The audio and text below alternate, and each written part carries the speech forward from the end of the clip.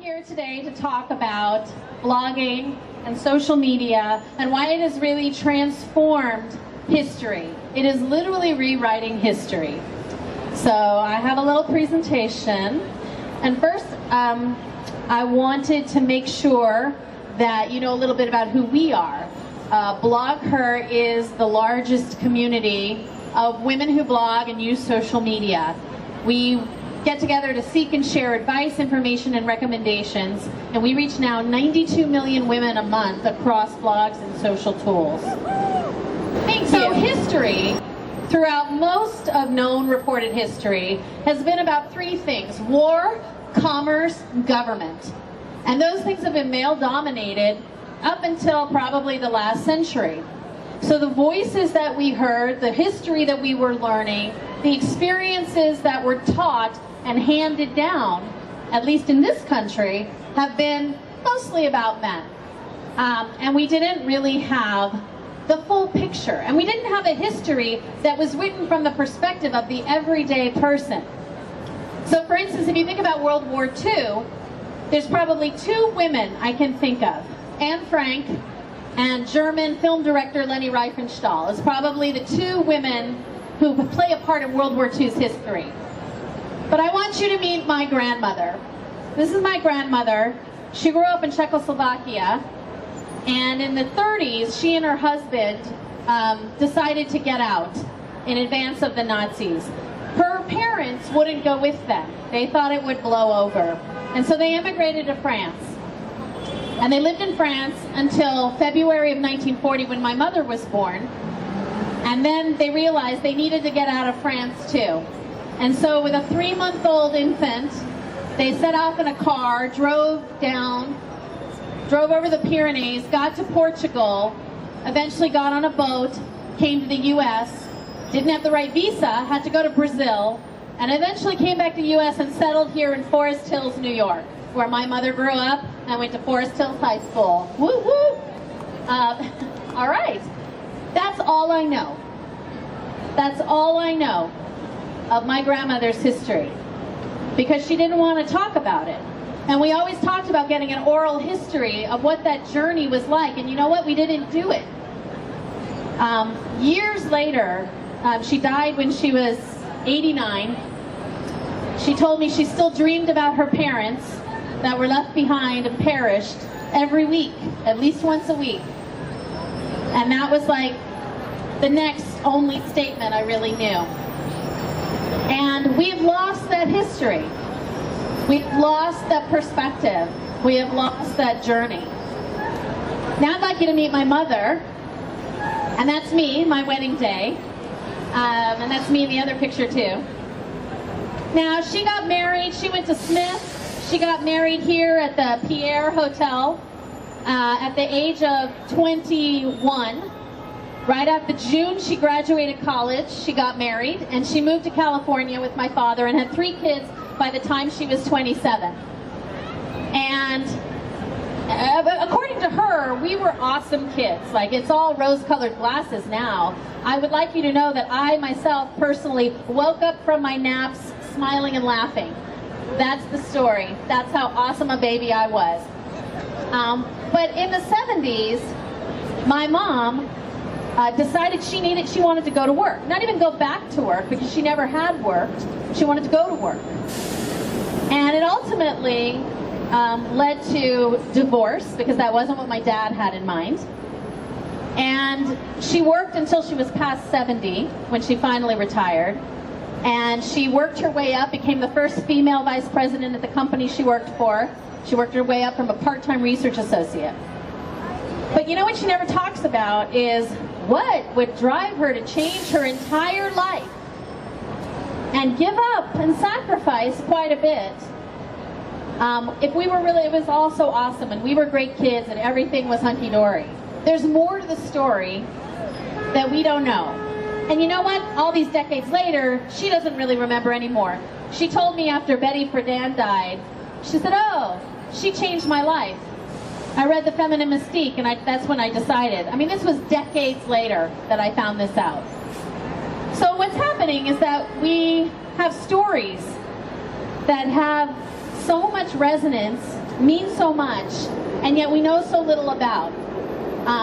And blogs are creating an opportunity for women to share their stories, and they're creating an opportunity for us to know we're not alone.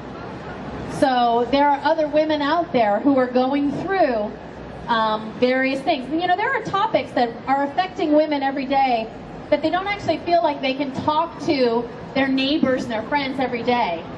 Maybe it's infertility, or grief and loss, or illness. You know, you don't really want to talk to your neighbor every single day. You don't think they want to hear it. And so it remains a bit of a bottled up inside. There are entire communities online that exist to support women who are going through these things. And it's created a new way of being able to talk. So for instance, if you meet Elise Bauer from Simply Recipes, it's one of the largest food blogs in the world. She has millions of unique readers, and she makes her living doing this. But she started this blog because she came down with chronic fatigue syndrome and had to move back in with her parents in Sacramento, quit her job, and she started the blog to keep from going crazy. And what she found is that she loved it. She loved to share these simple recipes she was learning from her mother and father, and she loved to be a resource, and she loved to help people find simple, easy ways to cook meals for their family. And she's created an entirely new life. Or this is Susan Niebuhr, a real live rocket scientist, worked for NASA, astrophysicist. Came down with a really rare, not as rare as you'd think, form of breast cancer that doesn't present with a lump, infectious breast disease. And in going through her journey, she raised awareness to thousands and thousands of women to go get themselves checked. And she raised money for causes near to this. And she used this as a platform to educate and to activate. And this is Grace Davis, housewife in California, who, like the rest of us in 2005, was watching what was happening in New Orleans during Hurricane Katrina and was feeling helpless and was feeling angry and was feeling like this can't be happening. And so she started just sort of surfing around, and she found a woman in Mississippi who posted on Craigslist and said, I have a car and a cell phone, and I can do something, but I don't know what to do. And so they set up a website, and the woman in Mississippi drove around to all the shelters, figured out who was there and what they needed, and then Grace would post it on this blog. And people, and you know, UPS and FedEx and DHL were getting to these shelters before FEMA and before the Red Cross even. And so people in the community online were packing care boxes and shipping them directly to shelters for the people who were there. And they were relevant packages. If the kid was 5 years old, they were getting, or the kid was, 16 months, they were getting diapers the right size to that person. And afterwards, one of the recipients wrote and said, when I got that box and it had something in it that was the right size for my child and what I needed, I knew that I wasn't really alone like I thought I was. That somewhere out there, people cared. And this was using this platform to activate. So what we used to have is what seemed like really deep news. Lots of investigative reporting, lots of journalism going on. But if you look at who were the creators and purveyors of the mainstream media sources, they all looked a lot the same. And they all came from a pretty similar pedigree. So you had depth in one sense, but it was very shallow in another sense. But now you have sites that are built by, for, and about every kind of community. Let me just go back. So if you want to know about the LGBT community from the LGBT community, go to Autostraddle. If you want to know about the East Indian community from the East Indian community, go read Sepia Mutiny. There are sites out there built by and for and about communities who have their own perspective.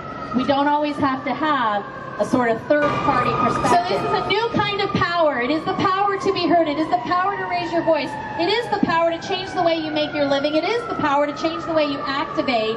It is your power in a new way that is really open to all. You can start using online tools for no money whatsoever, no investment, and start to write about what drives you and what you're passionate about. And it can change the world.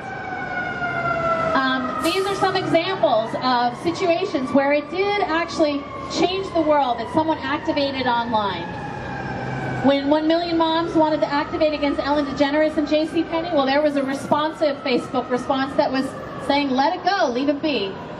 When the internet, when they were trying to pass certain laws to censor the internet, a lot of websites, that black square in the lower corner, a lot of websites set their websites to be dark. And it did impact legislation. A woman named Catherine Stone in Atlanta, Georgia, the largest postpartum depression blogger out there, did help pass legislation that makes sure that new moms are screened for postpartum mental health issues. You can activate an audience and you can make a real difference. So the question is, what would you do? What will you do with your platform? How will you make a change? What will you do with this power? Because you don't have to change the world with your blog or social media, but you can. You have the power. And that's, if you walk away with nothing else, you have the power. What will you do with it now that you have it?